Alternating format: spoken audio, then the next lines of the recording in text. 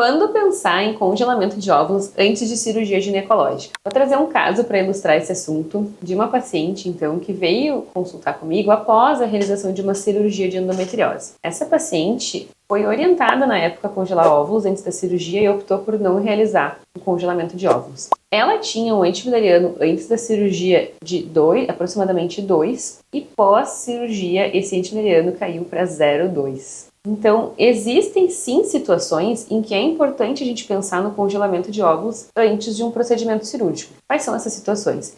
São pacientes que têm endometriose comprometendo o ovário, então em que a gente vai ter que abordar aquele ovário. Cada vez que a gente aborda um ovário na cirurgia, a gente diminui sim a reserva ovariana. Claro que depende do caso, não é todo mundo que vai para uma cirurgia de endometriose que precisa congelar óvulos, mas sim, existem alguns casos em que é interessante pensar nessa estratégia. Outras cirurgias de ovário também, por exemplo, o paciente que tem teratoma, que é uma situação relativamente comum em pacientes jovens. O teratoma é uma lesão benigna do ovário, mas que, quando a gente vai abordar na cirurgia, pode comprometer a reserva. Existem algumas pacientes que, eventualmente, até perdem o ovário inteiro durante esse tipo de cirurgia. Então, pode sim ser interessante pensar no congelamento de óvulos antes do procedimento. E outras cirurgias que, por algum motivo, a gente pense que vai abordar o ovário e vai comprometer a reserva dessa paciente. Nesses casos, é interessante sim pensar na preservação da fertilidade de mulheres que ainda não têm filhos, né? Claro que dependendo da lesão ovariana, eventualmente não vai ser possível realizar